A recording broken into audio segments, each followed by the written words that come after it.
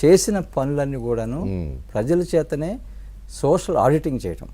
ప్రతి గ్రామంలో ప్రజల్ని ఎంపవర్ చేసి ఈ పనులు మీరే అంచనాలు వేయండి, మీరే అధికారులు నిలదీయండి, మీరే నిలదీయండి ఈ పనులు ఎలా జరిగినాయని.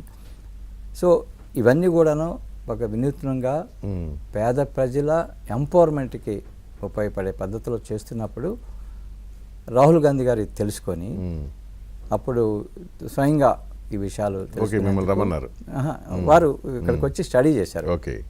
ఒక 3 రోజుల పాటు గ్రామాలు తిరిగారు. అప్పుడు రాజశేఖర రెడ్డి గారు నన్ను వారెమ్మట చూసిన తర్వాత వారు నన్ను అమేథీకి కూడా తీసుకెళ్ళి అక్కడ అధికారులకి Mahatma Gandhi national rural employment guarantee act ఏ విధంగా చక్కగా అక్కడ కూడా అమలు చేయాలనే దాని మీద ట్రైనింగ్స్ ఇప్పించారు. తర్వాత మన రాష్ట్రం నుంచి స్వయం సహాయక మహిళా లీడర్స్ని అమేథీకి తీసుకెళ్ళి అక్కడ కూడాను దాన్ని ఎస్ఎస్జి గ్రూప్స్ని పెట్టించారు. మొత్తం వారి కాన్స్టిట్యున్సీ మొత్తంలో సెల్ఫ్ హెల్ప్ గ్రూప్స్ని పెట్టడం జరిగింది.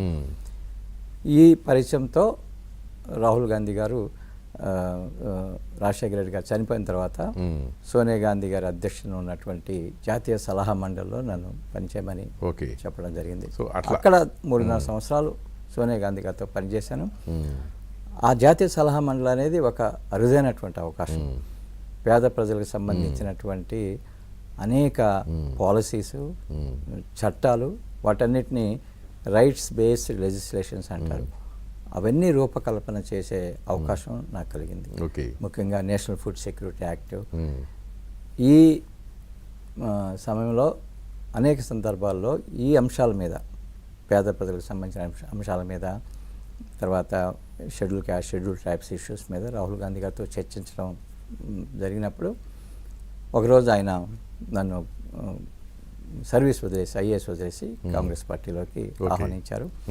నేను 20 seconds ముందు వెనక ఆలోచించకుండా